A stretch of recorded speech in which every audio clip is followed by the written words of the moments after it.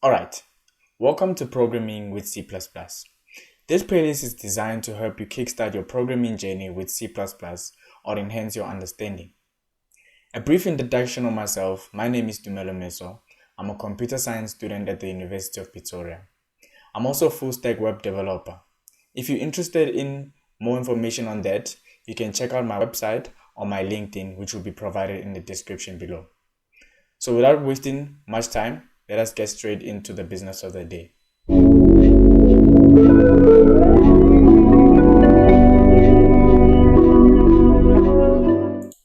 Alright, introduction to programming with C++.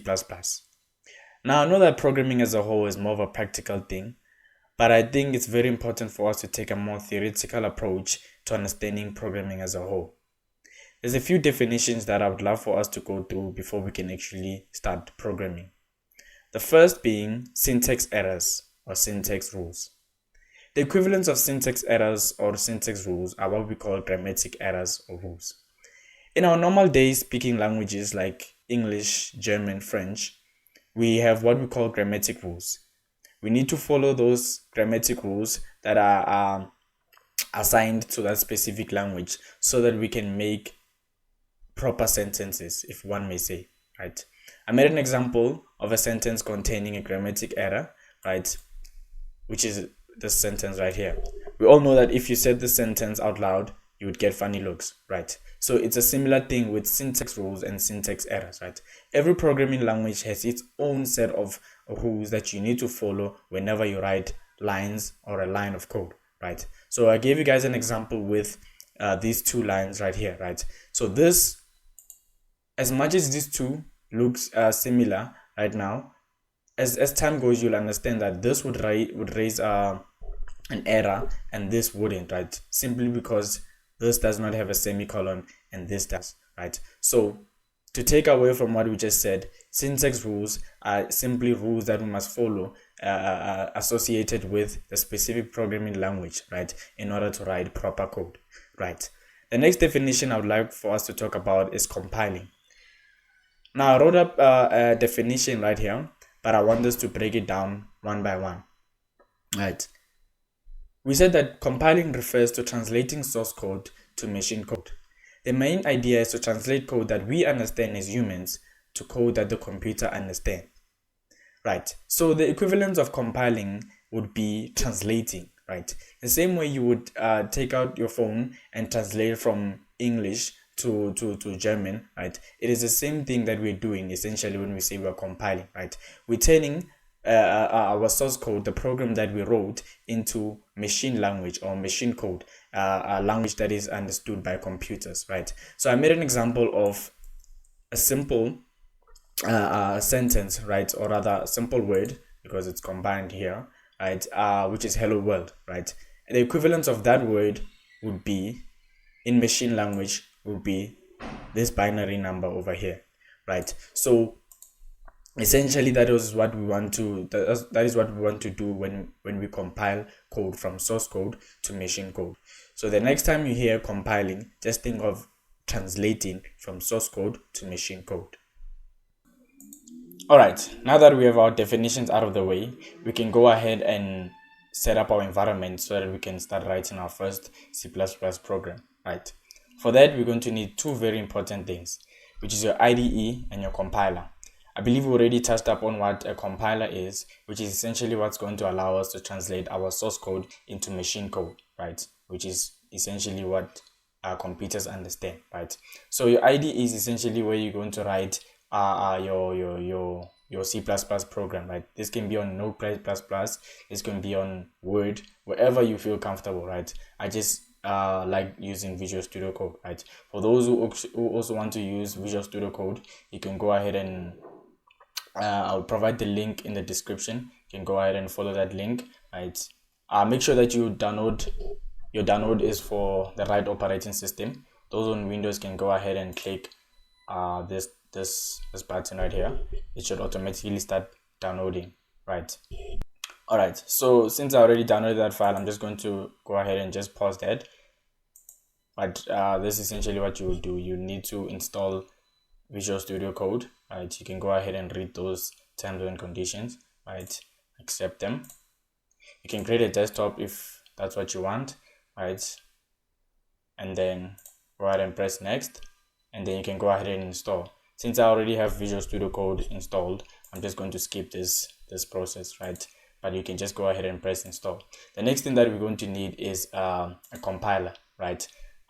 You can just press on docs, go ahead and scroll to C++, and then you will see these compilers, right? So depending on which compiler you would want to use, my school provided the GCC on Windows subset for Linux, right? But you can go ahead and choose whatever compiler you feel comfortable with, right?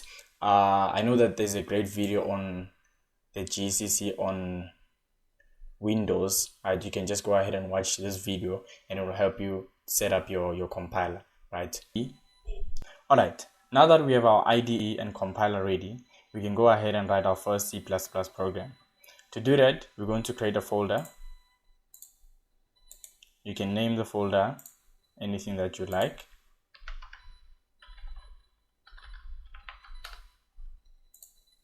Then just go ahead and open the folder. So what you want to do is click here on top, right, so that you can have access to the file path or the folder path, right? And then prefix the folder path with cmd so that we can open the terminal. Once the terminal is open, we can go ahead and open Visual Studio Code.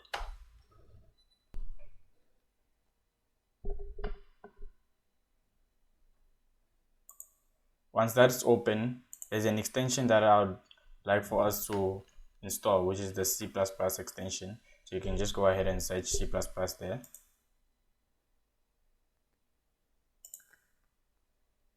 Right.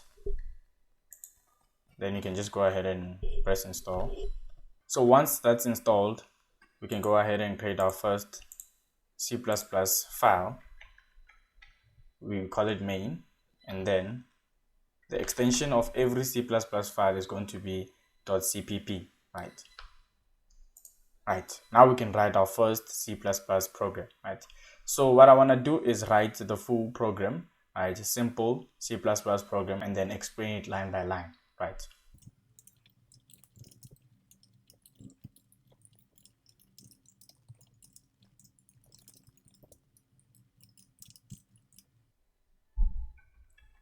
All right, so this simple program, its purpose is just to print hello world, right? So let us just go through line by line of what each line essentially means, right? So this line 1, that says #include IO streams, right? So essentially, IO stream is like a library or a file that was written by the developers of C++, right? That has certain features that we want to use in our program. Those features are the output and input features, right? So whenever we want to output something or take in input, we need to have this line at the beginning of our program, right? So this is very crucial whenever we want to have any input or output, right? And then we have a main function, right?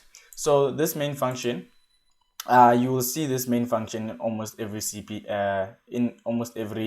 C++ program, right? Because this is like the entry point of the function, the program, right? So not to get into depth about functions, but this int just represents integer, right? It's essentially the return type of the function, right? Which we'll get into more depth as the playlist goes, right? But this is the return type of the integer, right? And we can see that us returning an integer in line 6, which is 0, right? So this just signifies that the program ran successfully, right? And then let us talk about the main line of this code, right? Which is us printing hello world, right? So one of the features that we talked about in IOStream is going to be, one of the features that we're going to talk about in IOStream is cout, right? Cout essentially stands for console output, right? This is where we're going to output whatever data that we have provided, right? And to the console, right? So I think this line will make more sense as time goes, but for now let us just show that the program does do what we intended to do, right? So we can go ahead and compile our code, right? Since my compiler is installed on my subset of Linux, I'm just going to switch to that.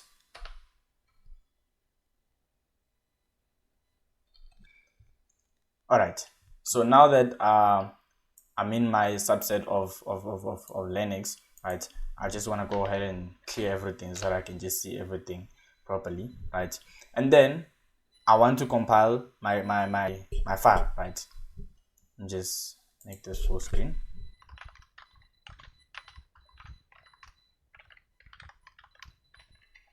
Right, so we'll go into depth of what each and every single command here essentially means, right? But for now, let me just show you that the program runs as intended, right?